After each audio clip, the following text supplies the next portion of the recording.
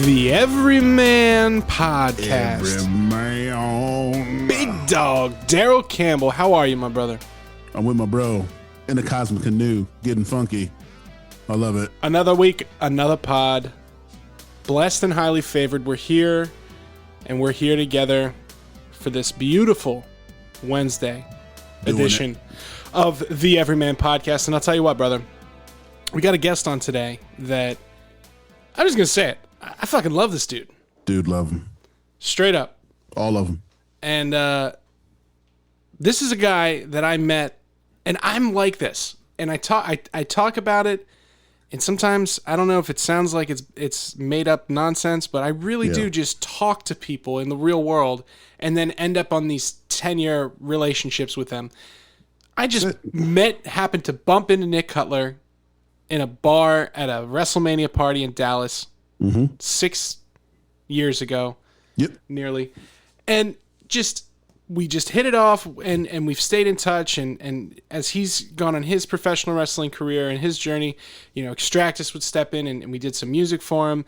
And, once we had the podcast started here in the Everyman Podcast, he was one of our first guests on this show. Fourth guest on the show, our fourth episode.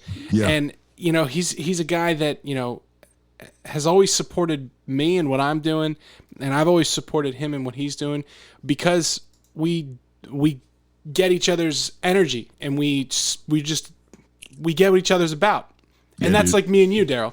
We get what each other's going for and what each other's about, and that's why we support each other the way we do. And that's really the key for the Cosmic Canoe and everything pushing forward the way it does for us here. Dude, to be as connected as you are originally with Nick, and then, bringing me in, and we're all in the Cosmic Canoe together 120 episodes later, and we hop in this thing, and it's like we picked up from way back when. That's when you got real friends on the journey with you, and just kind of, just the right party to be around, man. Like, and Nick is every bit indicative of that. So this is cool. And Nick is a guy that he's hard to nail down into one box, because he does so many things, and he's so unique and has his own way. And some people say they say it how it is. Nick truly says it how he feels. Dude. And he's like so bluntly honest with you. And I love that about him. And I've had a hard time, trying to get a schedule together sometimes with the Everyman Podcast when we have guests that we want to bring back on, because something else pops up, and then somebody comes in this week, next thing you know, it's 6 months later, and Nick is kind of one of those guys that falls in that category where we kept trying to get something on the schedule, and then COVID, this, that, whatever. So a couple months ago, reached out, said, hey, come on back, let's finally do this, and we finally nailed it down this week.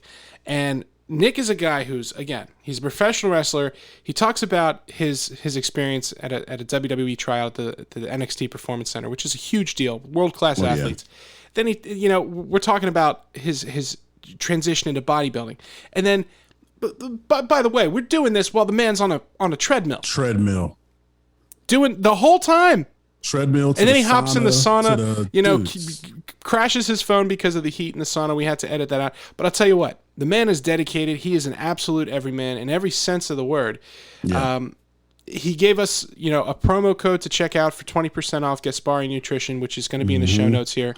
He's a professional wrestler. He's a bodybuilder. He's got an OnlyFans. He's the man. I can't say it enough.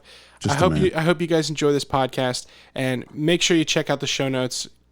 Any one of those things, whether you're looking for the OnlyFans, you're looking for the nutritional supplements, or you're just looking for his takes on pro wrestling in the world, any one of those is going to be a good option for you. I guarantee it. I guarantee it. And with that being said, man, let's kick it to our interview with Nick Cutler, the absolute answer. Let's go.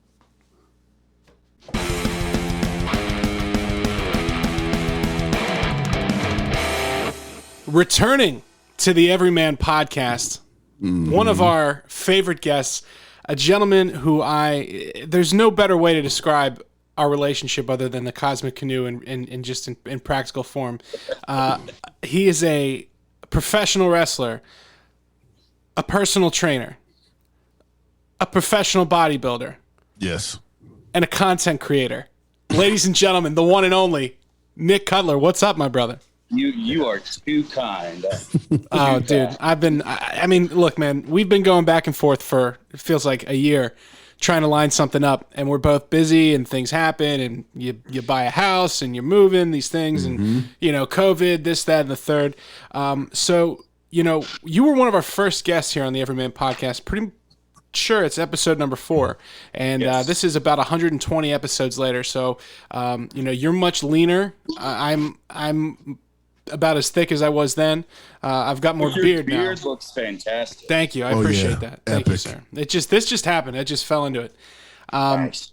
So what's up, man? What has the last couple of years been like for you since we last left you when you were tearing it up on the indie scene? Yeah. Things have changed a lot. Like I'm in a lot different of a place mentally, a lot different of a place career-wise. Like you said, I bought a house. I have completely changed my goals and views in pro wrestling as far as what I do and do not want to do. I've started focusing more on a bodybuilding career in the fitness industry as opposed to before. Bodybuilding always seemed like a means to an end for me. I did it because I wanted to be in shape for wrestling. And then when I was finally given the opportunity to go to a tryout at the Performance Center, I got the most strict I've ever been with a diet and training program. Now, and when you I saw say- what my body did, When you I say was the like, Performance Center, for the everyman and every woman out there, obviously I'm a big WWE fan. Daryl is passionate as well. We know what you mean when you say the Performance Center, but what is the Performance Center?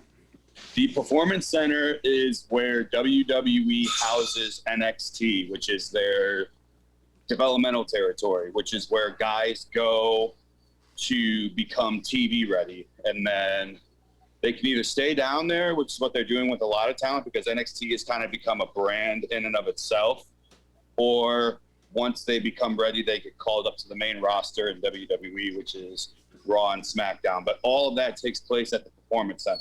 All the training, all the tryouts. So long story short, WWE thought I was good enough to spend thousands of dollars on me to fly me to Orlando for 3 days, put me up in a 4-star hotel, feed me, and see what I can do. And in getting ready for that, like I said, I had never in my life been more strict with my diet. I had never in my life been more strict with my training. I had never in my life been more strict with my supplementation. So Wink, wink. when I'm looking at my body and what it's doing, and I'm like, holy shit, you could be a bodybuilder. So for giggles, Yeah. Oh, man, I love that. For giggles, I entered a bodybuilding competition for 2020, which is the worst year I could have ever decided to freaking enter my first bodybuilding contest. So, but I did well. And so I was like, well, I kind of enjoyed this more.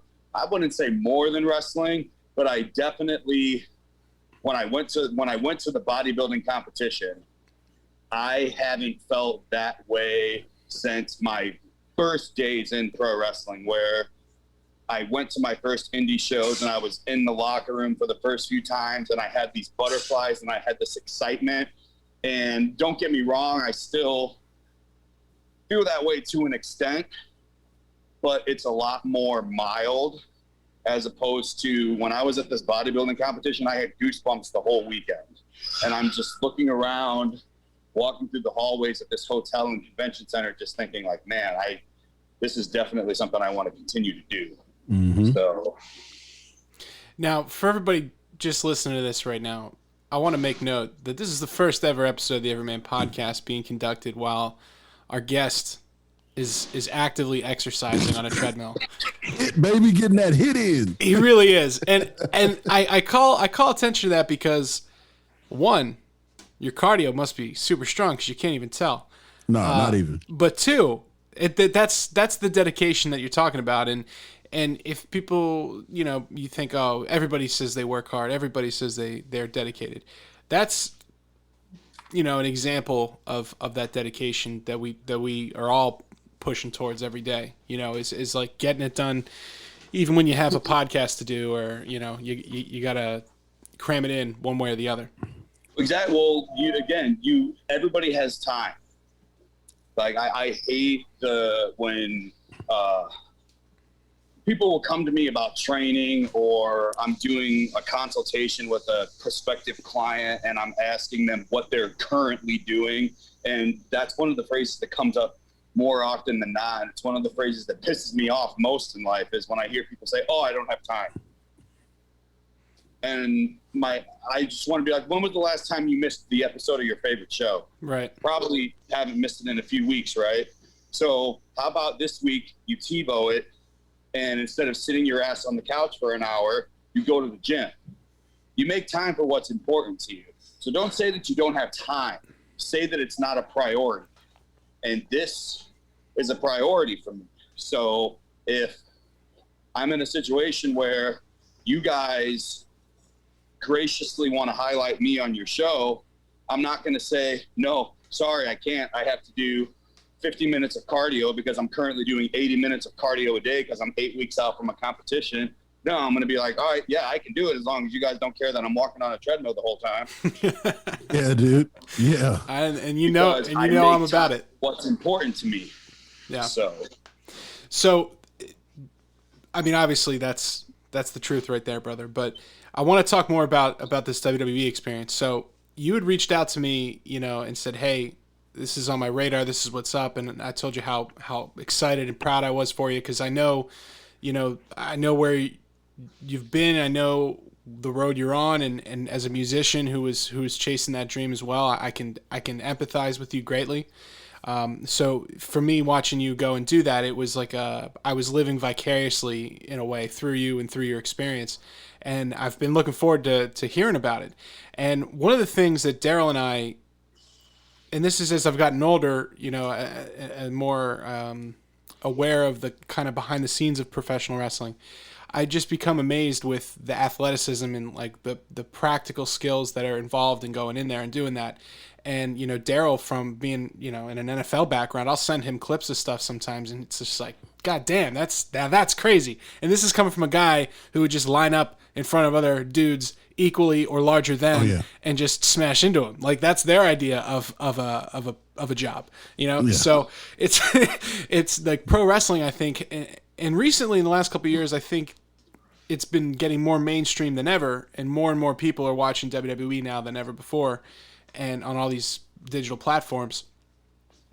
But they don't just invite anybody there for any reason. Like, I imagine it like kind of like the X-Men or something. Like, you're looking around and there's like the 9-foot tall guy and the girl that can bench press 1,000 pounds, and like, was it like that? So I'm looking around, and okay, so to put things in perspective, in my car, because they put me in charge of the car, because pretty much they would get groups of 4 people. And so they reached out to me beforehand and they said, "Hey, we're putting the rental car in your name, so you're going to be in charge of getting yourself and your group to the performance center and to the hotel." So I said, okay. In my car was another indie wrestler. Okay, cool, whatever. An Olympic gold medalist track star, and Miss Henrielle Howard, who just got signed just a few months ago, who is a former WNBA basketball player. Nice. That was in my car, just my car. Good Lord. And then we get to the building, and I'm not sure if you ever caught the list, because I was watching for it like on our lunches during the workouts to see if the list had gotten released to the press yet about who was down there. Oh yeah, absolutely. But, yeah, the press release. While I was down there, I'm working out with Steven Seagal's daughter. I'm working out with a former MMA female fighter. I gotta ask you a question real quick. I gotta jump in, because Daryl and I are really, and when I tell you, dude, I'm not kidding you. We are humongous Steven Seagal fans. Humongous. What is his daughter like? What was she? What is her? Is she a keto expert? An keto expert? It's really weird me saying this, but I am like really tight with Steven Seagal's daughter now. She's cool as shit. Oh, that's so awesome. Usually at least once or twice a week. But yeah, and I was a huge Steven Seagal fan too. So to put this into perspective, like that blows my mind. Notice I said I Cosmic Canoe. Don't break my heart. Okay. Okay. I won't break your heart, so I won't tell you the story. But, no, tell us the story. Tell the story. Okay. Tell us. You gotta tell us the story now. The first day of the tryout, we're on lunch from our first morning workout, and I'm scrolling through, and I'm seeing the list, and I see Arissa LeBrock, the daughter of Kelly LeBrock and Steven Seagal, and I'm like, Steven Seagal's daughter is at this tryout? So when we get back to the building, I find her and I go up to her and I'm like, "You're Steven Seagal's daughter?" I bet she gets that a lot. She goes, "Oh, so that got out." And I go into straight fanboy mode and I'm like, I got to tell you, I love your dad. Like, and not just like his 80 movies either, like even his current shitty direct-to-DVD movies. Yeah. For some reason, I just cannot get enough of them. Yeah. And she looks at me and she goes, "Thank you. I'm glad he brings you joy." I haven't talked to him in almost 2 years. Oh, God. Oh, He was no. never really around a whole lot when I was growing up. Damn. But all I've had to hear my entire life is, "Hey, you're Steven Seagal's daughter." And I'm like, he rules. Yeah, yikes. So I got to try to recover from this because that's who I am. Like I'm that positive person. So I'm like, yeah, but now you're down here. And so we're going to fucking do fantastic. And we're both going to fucking get signed. And then people are going to go up to your dad and say, "Hey, aren't you Arissa LeBrock's dad?" Not the other way around. Nice. Looks at me and goes, "Yeah." And then maybe he'll finally be proud of me. Oh, God. Like, come on. I'm like, "Bring it in here, girl. Bring it in here." So we like have this hug. Like I'm hugging Steven Seagal's daughter for like 5 minutes at this point. Oh, God. Just a moment. And then I get home and I'm looking at my tape case and I'm like, I don't want to watch this dickhead anymore. Becoming friends with his daughter and knowing that he's a fucking dude. I can't watch this shit. God. Man. Dude. Kind of ruined him for me. Damn. Well, you can separate the on-screen talent in your mind. Oh, absolutely. Yeah, he's still I awesome. haven't tried watching him, and I'm sure that Have you seen the one with in the back of my mind, I'm like, have you seen that Sniper movie with Rob Van Dam?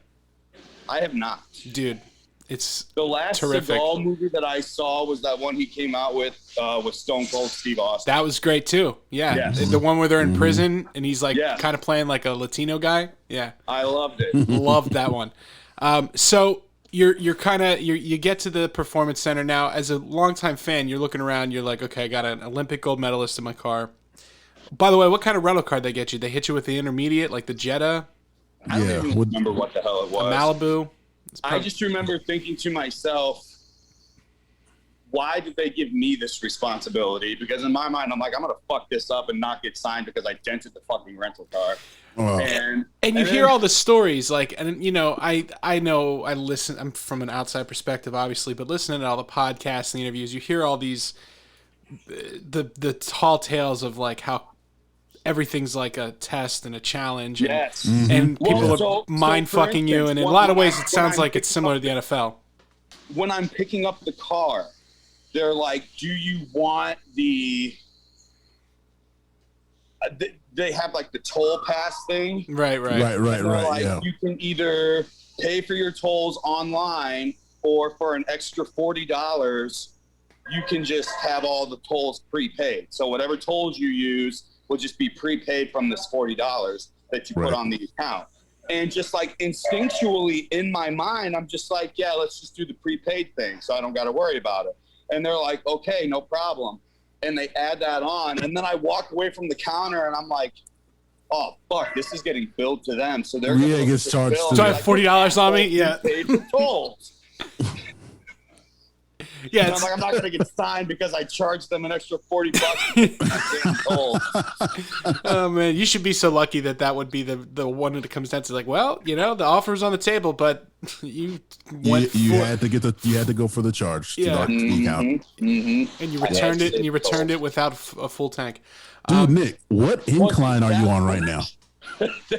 They did tell me the WWE made it a point to say that I had to pay for my own gas. Like, it wasn't a situation where, like, pay for what you do, but, like, they have it noted on here that you have to return for a full tank. So then once they told me that in my mind, I'm like, okay, well, if the toll thing was really that big of a deal, they wouldn't have given me the option to do that because they didn't give me the option for the gas. So that's how I talked myself down. Jeez. That's good. Hey, Nick, I got to ask you a question, man. Yeah. What incline and speed are you on right now? Because you look like you're scaling Everest now. This is actually pretty easy for me right now. Oh, God. 2.5 degree incline and a 2.5 degree speed. Okay. Normally, I do a 2.8 and I just jack it all the way up to 15. Yeah. But also, usually I'm just watching the WWE Network while I'm walking. Yeah. So talking while I'm walking and kind of moving around, I'm sweating just as much. I was gonna say it's probably giving you a little bit of a pump. Exactly. I love it. Pump. So what was the most impressive, thing about that Performance Center experience for you? Was it the other athletes? Was it the being caught up in the whole aura of it? Man, and I know I'm gonna sound egotistical saying this, but it was my own fucking performance, because when I'm looking around at who I'm there with and I'm keeping up with them, it really solidified in my own mind how fucking good I actually am. Because when I'm there with professional athletes and collegiate stars, right, and Hollywood stuntmen, and the fucking douchebag that's dating JWoww from Jersey Shore, when I'm there with all these people, then Zach's a good guy. Zach really is a good guy. I just call him a douchebag because fuck him, he's dating JWoww and I'm not. But when I'm there with all these people and I'm not only keeping up with them, but I'm outperforming a lot of them in a lot of cases, in my own mind, it's like, okay, so even if I don't get signed, I still know that I'm the shit. So... Right, you proved it to yourself. And, it's funny, I was, obviously WrestleMania season come and gone, and watching, like, somebody like Bianca Belair, and you see her, and obviously, again, who am I to be judging anybody's fitness, but there's a very clear difference in her athleticism and just about any other female WWE athlete right now. And then you look into what is her background, and it's like, oh, she's an All-American Olympiad almost. Like, she was a hurdler and a long jumper and a broad jumper. She, like, has every record in women's field and, field sports, like, in the state of Georgia. Like, she's a one-of-a-kind special athlete that also is a great entertainer. And absolutely.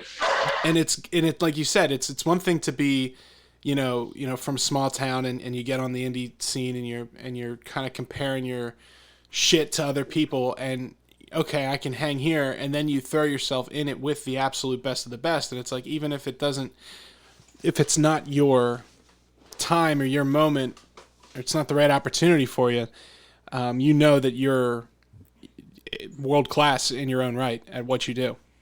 Absolutely, yep. And you want to know, you talk about Bianca Belair, but again, I bring up Henrielle Howard. I don't know if you guys saw it when she got signed. Yeah, I saw you post about that, yep. She is going to be in the same class as Bianca Belair, because when the first day that we were there, we opened up the seminar with promos. And I remember what I did was I printed out all my denial emails and I read them all out loud. And I'm like, oh, these didn't age well, did they? Because here I am. You guys told me no how many times? And yet here I am, still a thorn in your ass. I didn't say it. I said that in so many words, but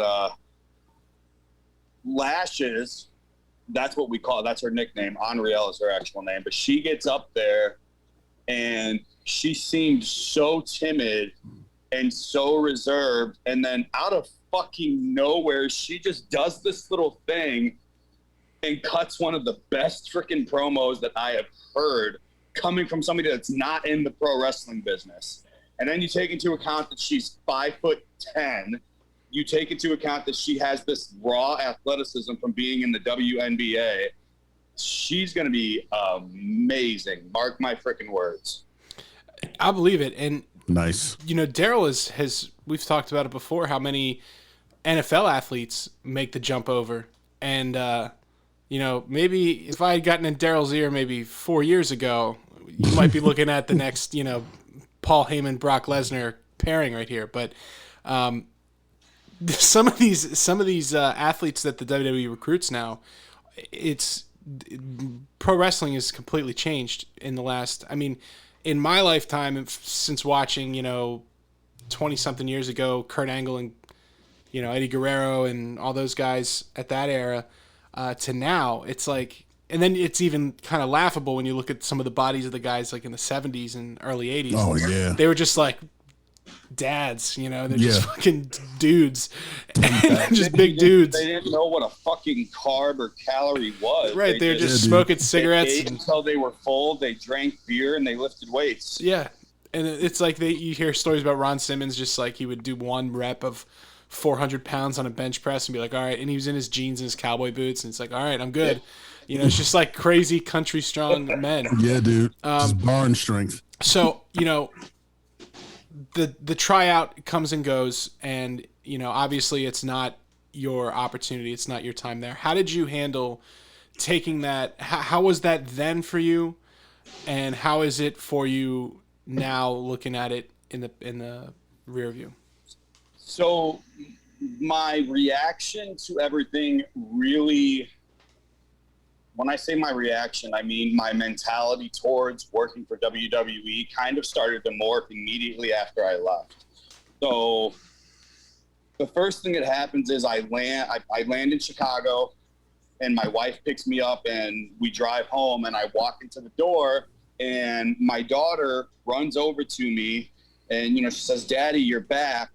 And she jumps in my arms and gives me a hug, and she does not let me go for a good half hour, 45 minutes. She won't let me put her down because she missed me so much. And I was gone for 3 days. Well, 2.5.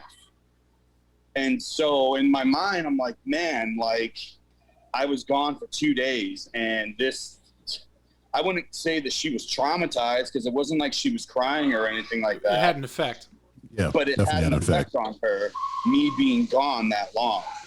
And then you fast forward a few months, COVID's kind of hitting the mainstream. Around March or April is when I got the email that they did not have anything for me on a full-time basis at that point. I almost kind of saw it coming. Because I was pulled to the side by William Regal before I even left. And he's just like, look, I need to tell you that we see you. Like, don't think that I don't notice that you have completely changed your physique. Don't think that I don't notice that anytime I've ever told you to do something, you've done it, and you've done it well. Don't think that I don't notice those things. We like you.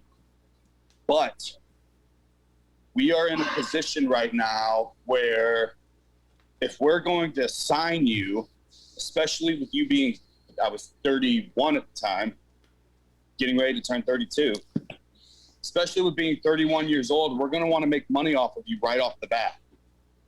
So you need to get some national TV exposure someplace else. That's pretty much what he said. So Ring of Honor, AEW, Impact, whatever that may be, get some national exposure elsewhere so you can be more valuable to us right off the bat if we were to hire you. So that in my mind, I'm like, okay, well, that's that. Before I even got the email, I had pretty much already accepted in my mind that it wasn't going to happen.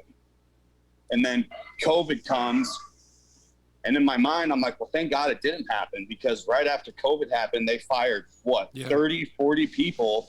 So me being the new kid on the block, how that would fucking look. So I moved down there, and I freaking get a lease at an apartment in Orlando for myself and my wife and 3 kids and 2 dogs and a cat. And then they fire me, and I'm stuck with no damn job.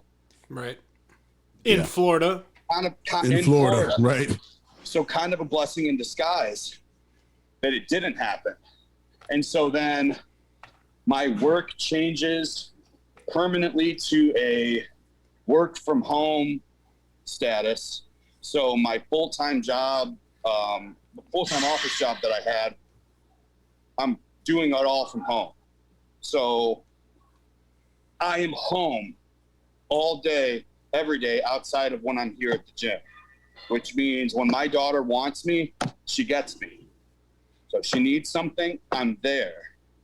And then at one point in time, I went to leave for the gym, and she asked me where I was going. I told her I had to go to the gym, and she just started crying. She didn't want me to go. And obviously I'm still going to go to the gym. My daughter crying isn't going to stop me, but I felt guilty as shit for leaving to go to the gym for 3 hours. So if I'm going to feel guilty leaving to go to the gym for 3 hours, how the hell am I going to leave for 4 or 5 days at a time, missing crucial moments of her life and not feel guilty about it? Yeah, like you're going to go to Saudi Arabia for Thanksgiving. Yeah. Right. So I had pretty much made the decision right then and there that I didn't necessarily not want to work for WWE. I'm not necessarily saying that I wouldn't work for WWE, but in my mind, that is no longer my priority at all. So I said in a post the other day, I posted something about all the releases in NXT, and someone had commented on the status and said, well, when are we going to see Nick Cutler in NXT? And my response was, I have absolutely no desire to work down there. I would rather be a full-time dad and a part-time wrestler. That's awesome, man. Facts. Well, that's, it's funny. You chase something for a long time, you get a taste of it, and you're like, oh, wait, you know what? That's not exactly the thing that I realized I wanted. It's actually this thing I already have over here. And it's funny because I always told everybody, and I always told myself, all I need is to go to the Performance Center. Get me down to the Performance Center and let me do this tryout, and that's all I need. Like, I'll show you what, like that. In my mind, my life was going to change once I got this, and it did. It just didn't change the way that I thought it was going to. In my mind, I was going to finally go down there, and I was going to get myself signed, and I was going to go to NXT, and I was going to show the fucking world that I'm one of the best at what I do. And what actually happened was I did prove that I'm one of the best at what I do, but I don't want to do it there. I want to do it here, because here I can charge the money that I want, work where I want, and make sure that I'm at home at night to tuck my daughter in. So that's become more my priority as opposed to fame and fortune, living 5 days a week on the road for WWE. Yeah. Wow, man. Yeah, it's funny how that journey, unfolds. So you pivoted. You're still wrestling. You're still working, and obviously as things come up, hopefully you make it out this way. One way or another. I'm sure. I know some local Philadelphia area shows are starting to reschedule. It'd be great to see you perform, or even bodybuilding if you make your way out here. Yeah, dude. So you get into bodybuilding, you're like, damn, to catch everybody up, damn, I look good. I can do this. I got the mental capacity for it, the determination. Has bodybuilding changed how you look at your normal day-to-day in a big way? Because I'm actually very fascinated by bodybuilding. Pumping Iron back when I was in high school, seeing that, and then Generation Iron a couple years ago, they put that out with some of the more recent guys, and I got really into that whole world and learning about it because it again, it's something relatable to me. It's like dedicating yourself to a really, really particular thing that there's not a huge market for, on the off chance that you're going to be part of that 1% of the 1% to break through and be Phil Heath or Kai Green or Ronnie Coleman. And again, if there's anyone I believe in, it's Nick Cutler to be that 1% of the 1%. But that's another thing that's like, you look at it and you're like, man, that's a tall mountain to climb. And I love that about you, that you take these big goals in mind. But in order to achieve those goals, it's a very self-focused endeavor. You've got to be diligent about your food, and the food has to come first. And I remember watching Generation Iron, Kai Green was saying something about, if I don't eat this broccoli right now and give myself the best workout 90 minutes from now, then tomorrow I'm not going to sleep well, and then it's going to mess up my workout, and it's going to send a ripple all the way through to me not winning Mr. Olympia. Mm-hmm. And it's like, it makes you sound like a crazy person, but you can really apply that to your life, even if you're not a bodybuilder or a professional wrestler. So how has that kind of affected your view of your life and how you get through your day? Well, first, let me start off by saying that I have no fucking illusions about what I can and can't do in bodybuilding. I don't have the genetics to be Mr. fucking Olympia. That's just, I don't have the genetics to be Mr. Olympia, and I'm not willing to do the drugs and eat the food and put my body through the physical stress to put on over 100 pounds of muscle tissue at 33 years old. Not good for your health. Nope. But what I do know is that I have the build and the genetics to take this as far as I can, which would be more than what an everyday Joe could. Right now, my goals are small. Well, I wouldn't say small. They're tall, but they're very, very realistic. My goal last year was to just freaking compete, because a typical bodybuilding prep will last 4 months, 16 weeks. And because of shows getting canceled and shows getting delayed and whatever the case may be, my 4-month bodybuilding prep turned into 10 months last year. So instead of being on PEDs for 4 months at a time, I'm on PEDs for 10 months at a time.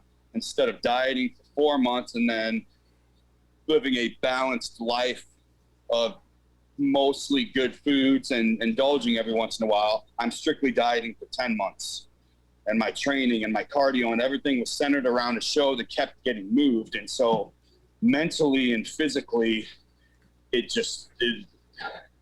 didn't break me, but there were moments last year where I was more scared for my mental and physical health than I've ever been. But this year, coming clean and starting fresh and knowing that, okay, this show is happening and this is when my prep is starting, and I know it's not going to get canceled because of a pandemic. My goal is to qualify for nationals.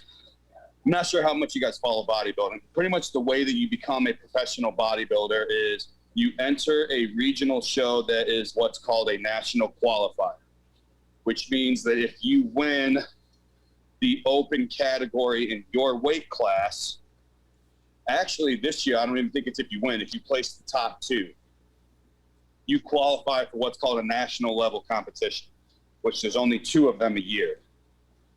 If you go to nationals and you win your weight class at a national level competition, you are officially a professional bodybuilder. And at that point, you can enter professional shows for cash money, as opposed to just competing for a plastic trophy. Now, do I have goals of making a shit ton of money in bodybuilding? No. My goals are to win a national level competition, go qualify for a national level competition, go on, win a national level competition to earn my IFBB Pro bodybuilding card, and then put on my personal training business card, IFBB Pro Bodybuilder. Because when people see that, that's the money right there. There's that's your it right money. there. Yeah. If I can put IFBB Pro Bodybuilder on my business card, that will exponentially increase my income just from having that on my business card. So, in all honesty, I will compete if I win my pro card, because that's just who I am. I need something to focus on and to dig my teeth into. But the only reason why I want to win my pro card is to put it on my business card. Not because I think, hey, if I win my pro card, I can win a bunch of shows and make all this money and become famous as a bodybuilder. No, that's not what I want. What I want is the prestige of being able to even have that name on a business card while still continuing to do everything else that I'm doing. Brilliant. So, Yeah, I love it. Love it. Love that plan. I got a question about the training though. So you're still doing, wrestling as well, right? Like, does the bodybuilding training enhance the wrestling, or is it different training for wrestling as opposed to, like, how do you get that functional part of it that I know you have to have for wrestling with? Where I've had to make changes is with wrestling, I had to keep a certain physical look. I'm wearing, for all intents and purposes, spandex underwear in front of hundreds of thousands of people. So I wanted to maintain a certain appearance. Right. But for bodybuilding and what everybody knows is the off season, I gain weight for the intent of being able to be stronger, to train harder, and to put on more muscle tissue, which cultivate that mass, which skews how I look in trunks. So really, honestly, one of the biggest changes that I had to make was I got a freaking singlet made because in my off season, I still have a big ass chest and big ass shoulders and big ass arms, but I got that little bit of pudge that comes over my freaking abs now. So I got a singlet made that comes up just high enough to keep my pudge from rolling over, but everything else still looks solid. Yeah. So that's really the biggest change, is that I have to allow myself to gain more weight than I normally would have with wrestling. But I resolved it by buying a freaking singlet. It still doesn't. I bought the singlet, and I'm like, damn, you look good in this singlet. So even when I do get abs, I'll probably still wear the singlet. I saw man, you're killing it. What's the difference, like your functional weight for wrestling as opposed to the bodybuilding? Like, is it like that much of a difference, or as far as what? Like when you say you have to put on a little bit more weight when you're bodybuilding as opposed to wrestling, like how much more?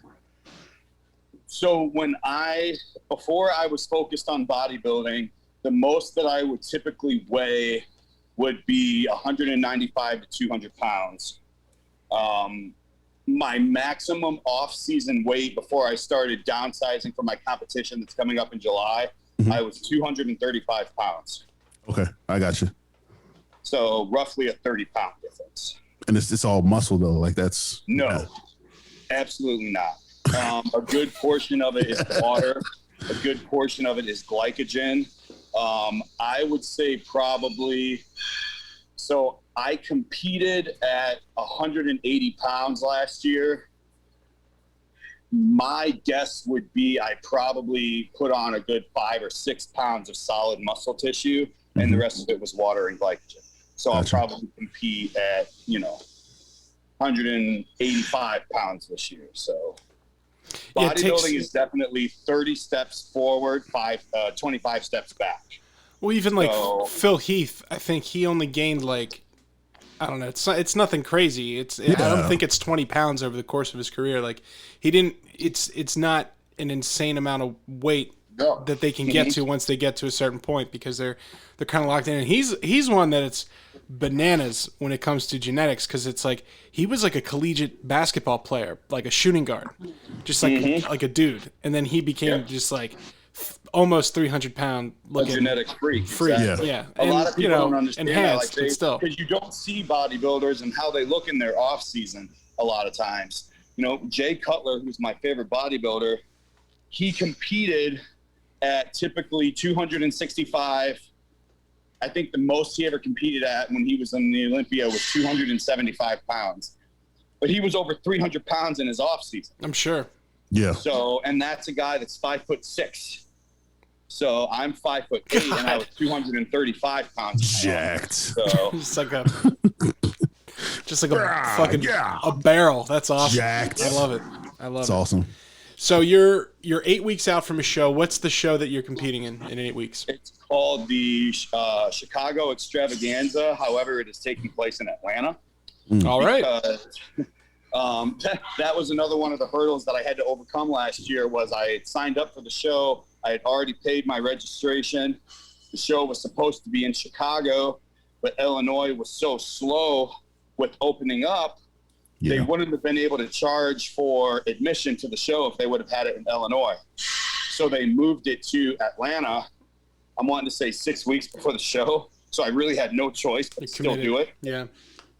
So we went to Atlanta. We did the show. I like the promoter of this show, and I like his production. And he's an Olympia judge. So I like doing his shows because I know that there's going to be quality judges there that I can get good feedback from, so on and so forth. So when I was planning for this year, I'm like, okay, I want to do his show again. And he announced it for Chicago in July. I pay for my registration. Again, it gets moved to Atlanta because they can't. Here's the thing. They can't take, like you said, bodybuilding is a very niche thing. So if you ever look at ticket prices for admission into a bodybuilding show, they're not cheap. Right. Because they need to be able to make this money back. Yeah. Right. And I mean, don't get me wrong. It's usually like a weekend pass too. Pay registration to enter the show anyway. But a huge part of how they make their money back is the ticket sales. Yeah. Yeah. So they can't take the chance of not being able to sell admission or not being able to sell 100% admission. So with Georgia already being pretty much completely wide open, they just made the safe call to move it to Atlanta again. So going to Atlanta. Hey man, there you go. At least it's a big airport hub, so it shouldn't be too hard to get there. Yeah.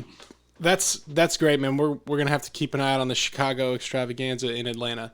We'll definitely update the Everyman and the Everywoman on that when we see the results. All right. Now, as I said, you're a man of many hats, many, and every man, if you will. You do a lot. You do the wrestling, you do the bodybuilding, you do the training. Now, I alluded to you're a content creator.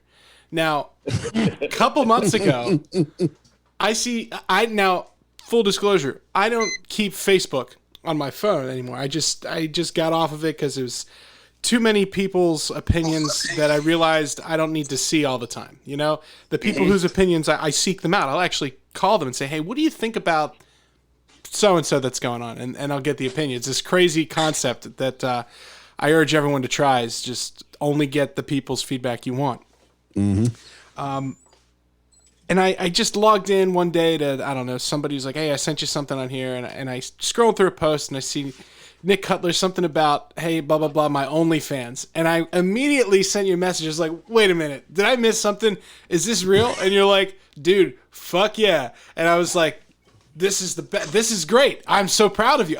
Once again, I'm so proud of you, Nick Cutler. So I tell Daryl about it, and we're always joking, like, hey, when are we going to do, the Everyman OnlyFans? So, Mr. Cutler, tell me about your journey as he pops his top and gives us a little flex of the pecs. Right. There it is. That's it. Tell us, how did this happen? And what is your experience like on OnlyFans so far? So I have been asked to make one. I can't even tell you how many times. I'm a very big. I have a lot of fans in the. You have a following. Gay community in pro wrestling. And do you guys play the video or just the audio? We're just going to use the audio this one, so don't worry. Okay, guys. I can't find the light to the stand. I don't know how well you guys are doing this. But, it's not that bad, actually. But anyway, so I had people just beg me to start one in the first place. And my wife is telling me to do it too.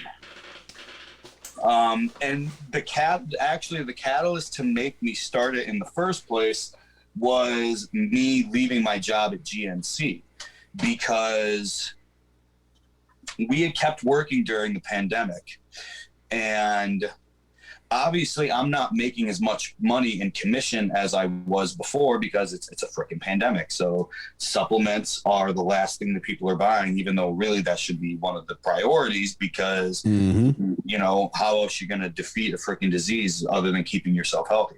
But that's beside the point. So I come to work one day and my boss tells me that they are eliminating our commission and that they are taking an average of what we made in commission over the last 6 months and giving us a raise based off of that to compensate us for that. And I'm like, nobody's made anything in the last 6 months. It's a freaking pandemic. Why don't they take the average of what I made in commission in 6 months at this time last year? And so, long story short, the raise that they gave me was insulting. And the money that I would have been making every 2 weeks wasn't even worth me driving to the store at that point. And so I told my boss I wasn't going to be able to do it, and she pretty much expected that from me. So then, me being who I am as a person, I'm like, okay, I'm losing X amount of dollars a month now, so I need to figure out how to replace X amount of dollars now. And obviously I can sign more personal training clients, more online clientele, yada, yada, yada. But in the back of my mind, I'm seeing these, I wouldn't say hundreds, but dozens and dozens of men who are begging me to make an OnlyFans. And so I figure, what the hell, I'll go ahead and I'll give it a try. So I make it, and my first month, I made over $200 just from posting pictures and videos, literally things that take 20 seconds out of my day, and I'm making hundreds of dollars a month. Just a little bit of me for you. Sit, man. Just a little bit of me from you. Exactly. Sit. Feel free to use that slogan too. You can use that if you want. Yeah. Pretty much. So at that point, I was still living in the house that I was living in, paying a lot of money in rent, hadn't really turned things around financially yet, but now fast forward to today. So pretty much at this point, I was hustling it. I was posting it on social media. I was trying to get subscribers. I have a lot of gay friends who would add me to these private gay groups on Facebook, and I would post my link in these groups. Exactly. And literally I would post my link in these groups, and I would get minimum, usually 3 to 5 new subscribers every time I would post it. And so I'm garnering, you know, some building an audience. Momentum. I'm building some momentum. I'm garnering an audience. And then I buy my house, I pay off all my debt, I turn everything around. I'm in a situation now where that money isn't really, I mean, I always need more money. I always want more money, but it's almost second nature now. So not second nature, second fiddle. So I'm really focused on my training. Obviously I'm focused on my day job, wrestling, bodybuilding. I signed with Gaspari Nutrition as one of their athletes in, I believe, March or April, one of the two. It was a couple months ago. So I've really dug my heels into all of that. So I still have the OnlyFans, and I honestly still make over $100 a month on it, and I don't even advertise it at this point. Really, I have it just because I feel bad because some people signed up for like a year in advance. You better start cranking out that material. You better get a tripod, exactly, buddy. Like I owe it to these guys. Yeah. Like I would feel guilty if I canceled and just stopped doing it. Yeah, you owe them. Paid for a year in advance. So, but yeah, it's just. It's a kind of a beautiful idea. Just like, you know what? I've found my porn needs for a year for now. You know, like you just book it a year in advance. Like that is such a long-term commitment. I respect that. Absolutely. I respect it. Like, thank you. One of my friends actually subscribed to it, and he's like, "Hey man, I'm honored. I'm your first subscriber." He was one of the guys that was begging me to get one. He's an old pro wrestling fan. And he's just like, you're on auto renew, man. I don't even look at the bills. You're gonna get my money every month. And it was funny. He actually messaged me at the beginning of last month. He goes, hey man, I just want you to hear it from me. I've ran into some financial issues, so I'm cutting out all non-essential spending until I get everything taken care of. So I just wanted you to know that I had to cut my subscription after this month. Hope you're not upset, but I'm definitely going to pick it back up as soon as I can. I'm like, bro. Yeah, right. Don't owe me an explanation. Yeah. Wow. You are Thank you. absolutely fine. What a fan. Like, I am not that is a cool, fan. That's real right there. What man. a fan. Right? Man, So that's incredible. Well, I'll tell you what. I'll send you this this portion of the video. You could probably use this as content. Podcasting I know, right? from a sauna. I have actually Bodybuilder podcasts from a sauna. That's the video title right there. And then Dude. I'm sure that'll get plenty of traction. That'll make waves. So you're a man that's juggling. Well, normally there's a light in here, and I can do the whole thing like this. There you go. Yeah. Right now, so. Yeah, you got to get that down lighting. Yeah, that's the key right there. Tilt, baby. Now you're balancing many hats. Father, family man. Entrepreneur in a sense. Spokesman for Gaspari Nutrition. By the way, if I'm looking for something to kick it up a notch, what would you recommend? Kick what up a notch? Just like my workouts. I want a little boost. You got any good recommendations for for like a pre-workout? Well, for the line of nutrition, Gaspari Nutrition. Well, when you're looking at kicking up your workouts, you would think of pre-workout, which is just going to give you obviously caffeine for energy, but then other nutrients to help boost your performance and your recovery. Beta-alanine, which helps blunt the buildup of fatigue. Citrulline, which increases blood flow to get nutrients to your muscle tissue quicker to help balance your recovery, boost your strength, stuff like that. I use obviously Gaspari. There's two different pre-workout formulas that we have. We've got Super Pump Max, which is what I give to my women and what I give to my guys who are very caffeine sensitive. One scoop of it has 250 milligrams of caffeine, so roughly 2.5 cups of coffee's worth of caffeine. All the other ingredients are clinically dosed. I'll actually take 2 scoops of the Max because I'm not caffeine sensitive, but I like the flavor variety.